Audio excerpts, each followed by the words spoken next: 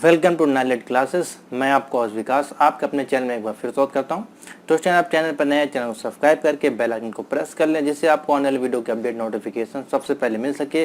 क्योंकि मैं आपके लिए ओ लेवल से संबंधित यहाँ पे हर एक वो इन्फॉर्मेशन, हर एक वो डाउट और क्यूरी यहाँ पे डालने वाला हूँ, जो कि इतनी डीपली होगी जिसके लिए आपको कहीं भी भटकने की जरूरत नहीं होगी। जो बच्चा जहाँ भी है ऑल इंडिया बेस पे उसको ईजिली कैरी कर सकता है पूरी जानकारी के साथ। तो आज का टाइटल जो आपने देखा होगा कि ओ लेवल है क्या, ओ लेवल क्या होता है, क्यों करना चाहिए, कब करना चाहिए, कैसे करना चाहिए और कहाँ से करना चाहिए, ये मतलब ओ लेवल बेसिकली है क्या।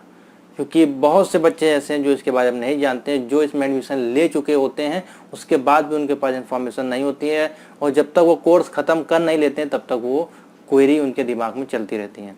तो मेरे अनुमान से ये वीडियो जो होगी आपको वो सभी डाउट से, सभी इंफॉर्मेशन, रूल्स, नियम से आपको अवगत करा देगी, जिससे आपके लिए ओ लेवल करना बहुत ही आसान हो जाएगा।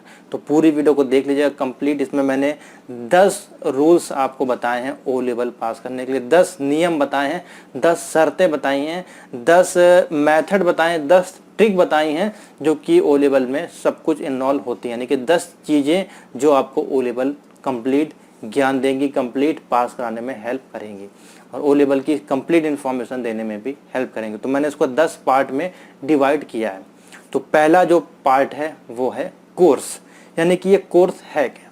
तो सिंपल समझ लीजिए, ओ लेवल जो है एक नाम है कोर्स का, ठीक है, जो कि किसके माध्यम से करवाया जाता है। जो सोसाइटी है हमारी, पहले इसका नाम था डोएक सोसाइटी, ठीक है, तो अब इसको चेंज करके कर दिया गया नाइलेट सोसाइटी, जो कि न्यू दिल्ली में स्थित है। ऑल इंडिया बेस पे ये ओ लेवल के एग्जाम करवाते हैं। तो ओ लेवल क्या है, एक कोर्स का नाम है। जैसे और कोर्सेज आप करते हैं, जैसे कि DCA, ठीक है, आपका ADCA, PGDCA, टैली के कोर्सेज, BA, BSc, BCom, इस प्रकार के जो कोर्सेज होते हैं, उसी प्रकार से ओ लेवल एक कोर्स का नाम दिया गया, एक लेवल दी गई है, बेसिक लेवल, जो कि आपको IT सॉफ्टवेयर और कंप्यूटर संबंधित ज्ञान आपको देती है, ठीक है। और ये जो आपका होता है स्टेप बाय स्टेप चलता है, इसमें चरण होते हैं। यानी कि पहले आप ओ लेवल कर सकते हैं, इसके बाद इसका नाम रखा गया A लेवल, फिर B और C। तो ये 4 लेवल आपके लिए बनाए गए। तो बेसिक ओ लेवल के बारे में समझते हैं। तो ओ लेवल आपका नाइलेट डोएक के द्वारा जो है कोर्स करवाया जाता है, ठीक है। इसमें आपके मॉड्यूल्स होते हैं कुछ, जो इसके नाम रखे गए हैं मॉड्यूल। जैसे कि ओ लेवल की बात करें तो M1, M2, ठीक है, M1 R5, M2 R5, M3 R5 और M4 R5, ये इसके मॉड्यूल दिए गए। यानी कि 4 एग्जाम इसमें आपके होते हैं, ठीक है, और 4 होते हैं सेम इसमें प्रैक्टिकल।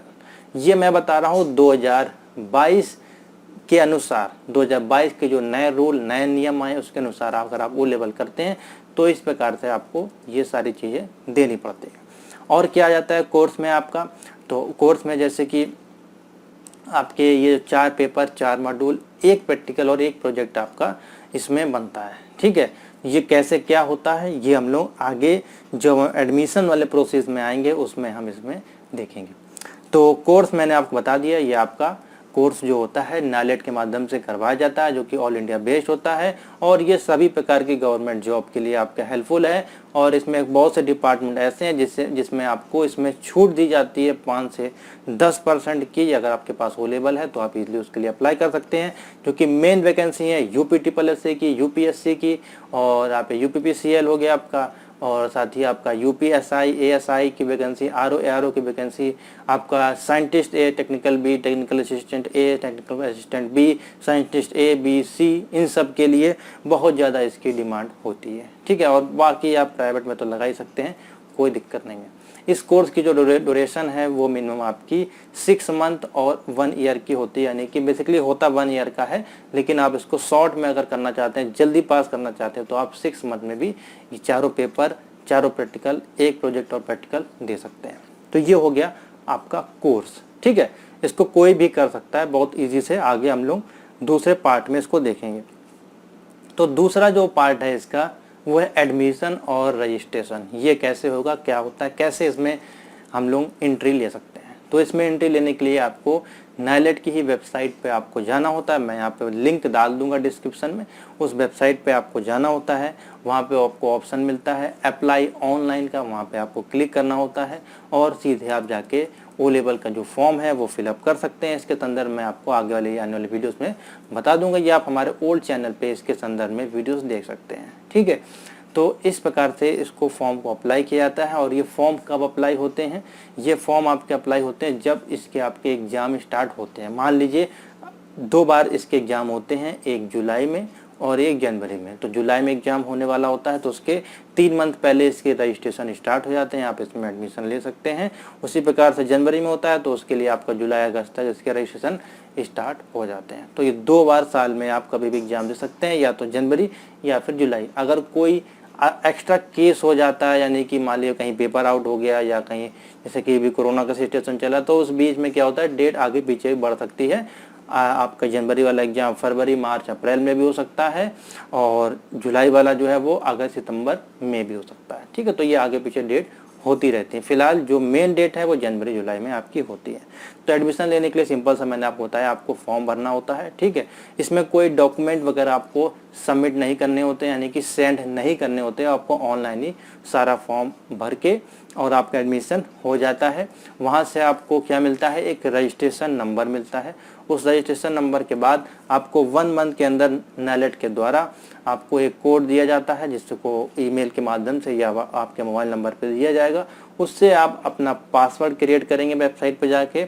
उसके बाद आपको एक प्रोफाइल मिल जाएगी, जैसे फेसबुक की आपकी प्रोफाइल होती है, इसी प्रकार से इसमें आपकी एक प्रोफाइल मिल जाएगी। रजिस्ट्रेशन नंबर और पासवर्ड बनाने के बाद आप उस प्रोफाइल में लॉगिन करके अपनी पूरी इन्फॉर्मेशन देख पाएंगे।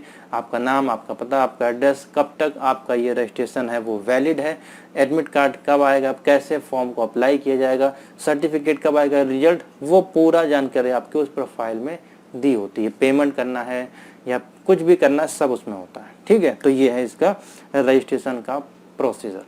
थर्ड स्टेप है इसमें हमारा एलिजिबिलिटी। इसमें क्या क्या एलिजिबिलिटी है, कौन कौन अप्लाई कर सकता है। तो मिनिमम एज रिक्वायरमेंट है इसमें 18+। 18+ से अगर नीचे है तो फिर आपको 1 साल का एक्सपीरियंस सर्टिफिकेट कहीं का देना होता है, जो कि IT के क्षेत्र में होना चाहिए, या आपको पहले से कंप्यूटर का कोई नॉलेज है उसके सर्टिफिकेट हो, या कहीं आपने काम किया हो IT से संबंधित, तो आपको इसमें लगाना पड़ता है। और 18 के ऊपर हैं तो कोई दिक्कत नहीं है। मिनिमम क्वालिफिकेशन है 10+2 या फिर 10th+ अगर ITI भी किया तो भी अप्लाई कर सकते हैं, या डिप्लोमा किया पॉलिटेक्निक से तो भी आप O लेवल कर सकते हैं। मिनिमम 12th वाले बच्चे हैं, हाई स्कूल वाले नहीं कर पाएंगे। हाई स्कूल के साथ प्लस आपका कोई ITI हो या पॉलिटेक्निक हो तो आप इसमें ईजिली कर सकते हैं। मिनिमम 18 की एज होनी चाहिए, तो इसके लिए आप अप्लाई कर सकते हैं, कोई दिक्कत नहीं होगी। आप घर बैठे ही इसको पूरा कोर्स कर सकते हैं। तो ये हो गई एलिजिबिलिटी। 4th पॉइंट है, इसमें 2 मोड आपके होते हैं। एक मोड होता है आपका डायरेक्ट, दूसरा मोड होता है इंस्टीट्यूट के माध्यम से। दोनों क्या चीज़ें इसको समझ लेते हैं। डायरेक्ट यानी कि सेल्फ स्टडी, आपको लॉगिन ID पासवर्ड दे दिया जाता है, अपने प्रोफाइल में आप उसको लॉगिन कर लेते हैं। उसमें आपको सारी जानकारी होती है, कब एग्जाम होगा, कब उसका रिजल्ट निकलेगा, कब आपका पेपर को लॉक करना है, कैसे पेपर को लॉक करना है, फीस, पेमेंट, प्रोजेक्ट, प्रैक्टिकल, पूरी जानकारी आपकी उस फॉर्म में होती है जब आप डायरेक्ट लॉगिन करते हैं। यही अगर आप इंस्टीट्यूट से करते हैं तो इंस्टीट्यूट वाले आपका पूरा जानकारी अपने पास रखते हैं, वही आपका पेपर लॉक करेंगे, वही आपको बताएंगे। वो आपको लॉगिन ID पासवर्ड नहीं देते हैं, ठीक है, क्योंकि वो आपसे ज़्यादा फीस उसमें लेते हैं और पूरा कंट्रोल उनके हाथ में होता है। वो आपको क्लासेस वगैरह भी देते हैं, नोट्स वगैरह बनवाते हैं, डेली बेसिस पर क्लासेस लगवाते हैं। और इंस्टीट्यूट की जो फीस होती है वो करीबन 15 से 20 हज़ार होती है, और डायरेक्ट अगर आप करते हैं तो फीस होती है मिनिमम से आप 5 हज़ार के अंदर O लेवल को ईजिली पास कर सकते हैं। ठीक है, तो ये है इसका डायरेक्ट और इंस्टीट्यूट का मतलब। दोनों की वैल्यू सेम है, इसमें ऐसा नहीं होता है जैसे कि आप कोई कोर्स कर रहे हैं, यानी कि आप मान लीजिए BA BSc BCom कर रहे हैं रेगुलर और O लेवल भी कर रहे हैं, तो कोई दिक्कत नहीं होने वाली। आप दोनों को एक साथ कहीं पे भी लगा सकते हैं, गवर्नमेंट या प्राइवेट जॉब में, इसमें कोई दिक्कत आने वाली नहीं है, क्योंकि ये एक तरह से फॉर्मल कोर्स होते हैं, इसलिए इसमें कोई दिक्कत नहीं होती है। ठीक है, और चाहे रेगुलर करें प्राइवेट करें, दोनों के साथ आप इसको कर सकते हैं। जॉब के साथ भी कर सकते हैं, अगर आप कहीं जॉब कर रहे हैं प्रमोशन के लिए लगाना, तो उसके साथ भी आप O लेवल का कोर्स इजीली कर पाएंगे। ठीक है, तो मैं आपको यहाँ पे थोड़ी सी टिप्स दूंगा, आप डायरेक्ट करें, डायरेक्ट आपके लिए बेनिफिट होगा, आपको बहुत सारी चीज़ें सीखने को मिलेंगी। क्योंकि जब इंस्टीट्यूट करते हैं तो आप इंस्टीट्यूट के भरोसे हो जाते हैं, और वहाँ पे फीस भी आपकी दुगनी तिगनी आपको देनी पड़ सकती है। ठीक है, तो ये है, क्योंकि इसमें ऐसा होता है अगर आप फेल हो जाते हैं तो आपको दोबारा से उसकी पेमेंट करके एग्ज़ाम देने पड़ते हैं। इसमें ऐसा नहीं है कि आप एक बार फेल हो गए तो आपको कोई दिक्कत नहीं है, चलो इंस्टीट्यूट वाले देख लेंगे। इसमें ऐसा नहीं है, आपको फिर से पेमेंट करनी पड़ेगी जितनी बार आप फेल होंगे। ठीक है, तो ये तो सिंपल से कुछ डायरेक्ट इंस्टीट्यूट के नियम है।